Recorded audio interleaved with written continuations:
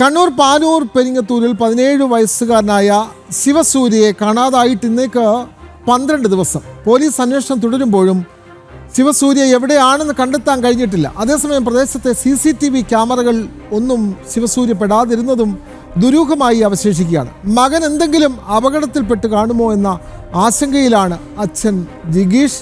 അച്ഛൻ്റെ വാക്കുകളിലേക്ക് നമുക്ക് അതിലേക്ക് മടങ്ങി വരാം. മിഥുൻ പിള്ള ചേർന്നു. മിഥുൻ, 12 ദിവസമായി തൻ്റെ മകനെ കാണാതാകുന്ന സംഭവം, അന്വേഷണം തുടരുകയാണല്ലോ, കൂടുതൽ വിവരങ്ങൾ.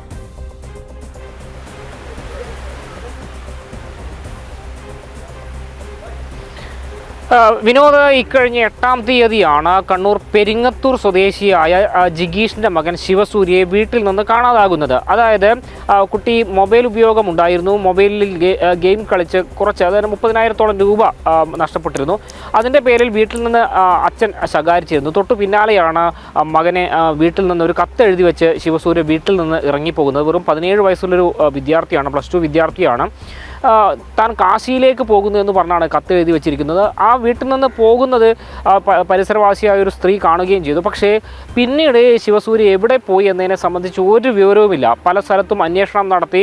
പക്ഷേ ഒരു സൂചനയും ഈ ഒരു 12 ദിവസമായിട്ടും പോലീസിനെ സംബന്ധിച്ച് കിട്ടിയിട്ടില്ല എന്നുള്ളതാണ് എടുത്തു പറയേണ്ടത്. മറ്റൊരു പ്രധാനപ്പെട്ട കാര്യം, ആ പ്രദേശത്ത് ഒരുപാട് CCTV ക്യാമറകളുണ്ട്. വീടുകളിൽ CCTV ക്യാമറകളുണ്ട്. നമുക്കറിയാം, പല നഗരങ്ങളിലൊക്കെ തന്നെ ഒരുപാട് സുരക്ഷയുടെ ഭാഗമായി ഒരുപാട് CCTV ക്യാമറകളൊക്കെ സ്ഥാപിച്ചിട്ടുണ്ട്.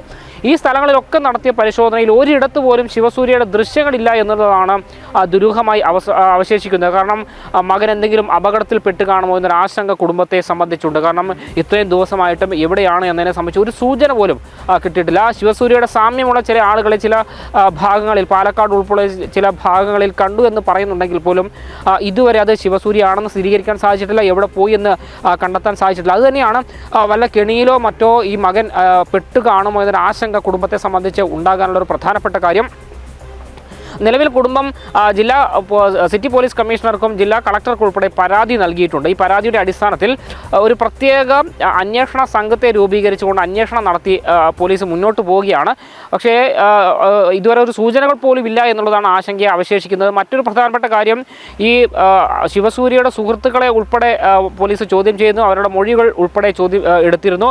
മാത്രമല്ല, പെരിങ്ങത്തൂരിലാണ് 17 വയസ്സുകാരനായ ശിവസൂര്യയെ കാണാതായിട്ട് ഇന്നേക്ക് 12 ദിവസം പിന്നിടുന്ന പോലീസ് അന്വേഷണം തുടരുമ്പോഴും ശിവസൂര്യ എവിടെയാണ് എന്ന് കണ്ടെത്താൻ കഴിയുന്നില്ല. വിവരങ്ങൾ നൽകുകയായിരുന്നു കണ്ണൂരിൽ നിന്നും മിഥുൻ പിള്ള.